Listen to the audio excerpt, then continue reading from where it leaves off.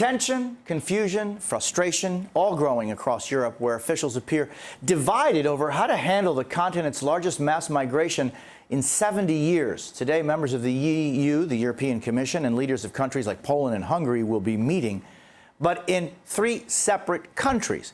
This as asylum applications skyrocket. Take a look at these numbers. 438,000 refugees and migrants have already applied for asylum in Europe. That's nearly as many as did in all of 2014. And every single one of them is searching for some sort of better life. We know not all of them will make it. The little boy we told you about who drowned in the Mediterranean, remember this? I mean, it's just seared in our souls. Aylan Kurdi will be buried in Syria today. His aunt spoke on behalf of their entire family. What I want this time, in this point, to tell the rest of the world to step in and help the refugee. In Hungary, tensions continue to grow. Crowds of frustrated refugees have not been allowed to leave that country by train, so now they're trying to walk more than 100 miles to the Austrian border on foot. Men, women, children, infirm. NBC's Claudio Lavanga is live in Budapest. Claudio, good morning. You know, this is just a situation which by the day, by the hour, by the minute gets more and more desperate.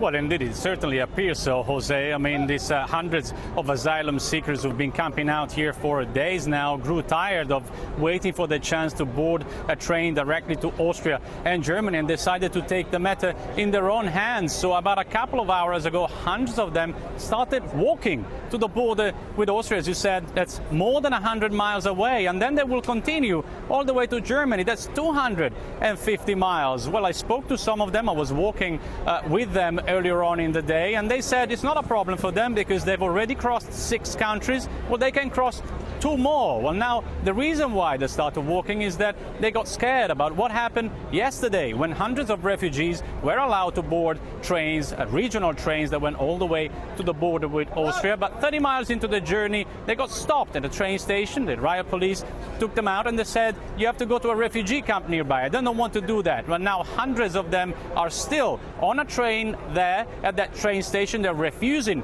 to get off. That's a standoff that continues. And some of them are even saying that if they're not allowed all the way to, if they're not allowed to continue the journey to Austria, they will commit suicide. Now, if that sounds bad, well, think about what's happening down to the refugee camp at the border with Serbia. Hundreds have escaped from that refugee camp. They will also want to reach Austria, and the riot police has surrounded the camp and they shot tear gas to prevent some more from escaping. Well, it looks like, Jose, the situation, rather than improving here, is really deteriorating. And Claudio, I know we have about a 5-second delay because of the satellite communication, so I apologize to folks at home. But I want to get a better sense from you. When you walked with these people, who are they? What are their issues? And are there men, women, children, old, young? Who are they? What are they telling you?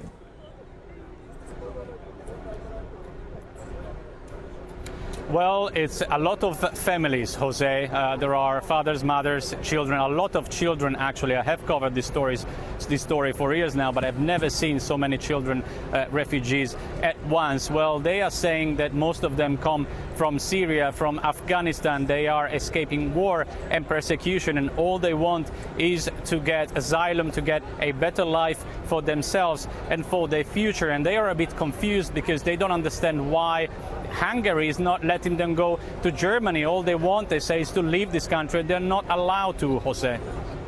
Claudio Lavanga in Budapest, thank you very much for being with me. This is a crisis that is going to continue. It seems like many in Europe simply don't know how to handle this. There are literally hundreds of thousands of people there.